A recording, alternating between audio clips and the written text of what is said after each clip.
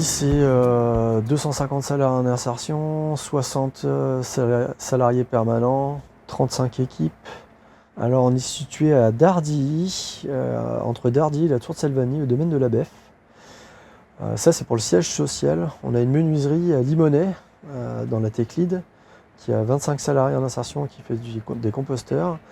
Et sinon les équipes sont dispatchées sur tout le département du Rhône, avec des points de ramassage proches des gares et des gares routières.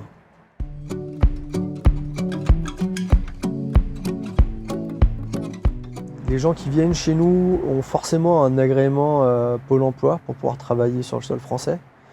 On a 25% de salariés migrants, enfin qui ne sont pas français, d'origine étrangère, et qui sont de, on va dire l'année dernière, je crois qu'il y avait 30 nationalités différentes. Ils signent un CDDI, un contrat à durée déterminée d'insertion, de 24 heures ou 32 heures par semaine. La durée totale chez nous, en moyenne, elle est de 15 mois l'année dernière. Donc quand ils arrivent chez nous, on leur présente le contrat de travail, les droits, les devoirs du contrat de travail. On les dispatche sur nos équipes en fonction de leur lieu d'habitation. Et donc le chef d'équipe les accueille avec un chargé d'insertion professionnelle.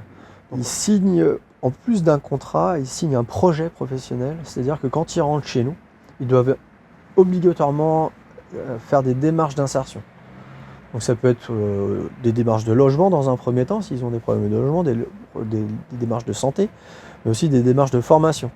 Et à côté de ça, il y a l'encadrant technique qui, lui, doit mettre en place sur nos chantiers, sur le Garon par exemple, c'est l'entretien de la rivière, donc il doit lui apprendre à tronçonner, débroussailler, utiliser une machine, travailler en sécurité, se lever le matin.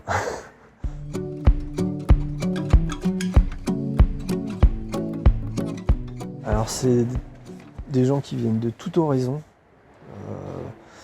qui peuvent venir, par exemple j'ai des gens qui viennent d'Érythrée, donc ils sont habitués à travailler dehors, mais pas par 4 degrés ni par moins 5. J'ai des gens qui ont eu, on va dire, j'ai d'anciens architectes, des géomètres qui ont perdu le fil en fait.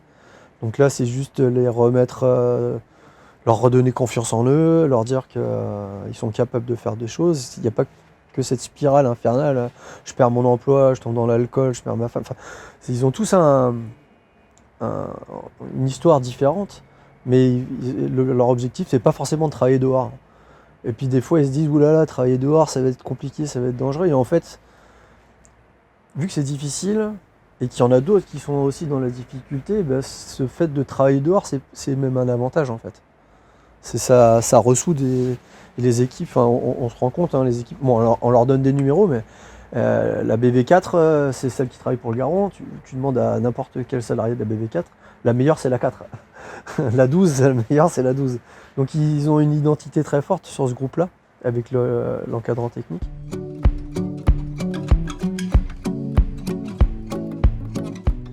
C'est beaucoup des gestes.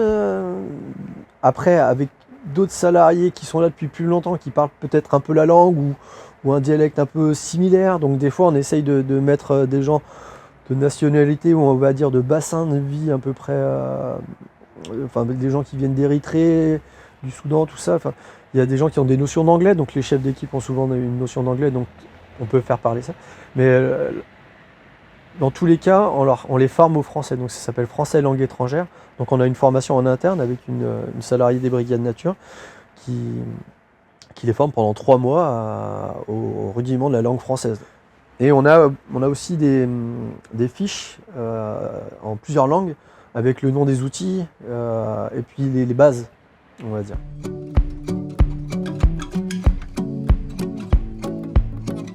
La mission principale, c'est le plan de gestion, ça suivre le plan de gestion du Garon. Donc du coup, on va dire que ça passe de l'entretien des berges, débroussaillage, lutte contre la renouée du Japon, abattage d'arbres délicats ou dangereux, enlèvement d'embâcles, enlèvement de déchets, mise en défense en faisant des clôtures, des petites techniques végétales, Et j'en passe parce que oui, enfin, il y a tout ce qui est dans le plan de gestion et qui est faisable par une petite équipe et une petite structure sans gros moyens techniques, on va dire. Sans grosses machines, sans pelle mécanique et autres.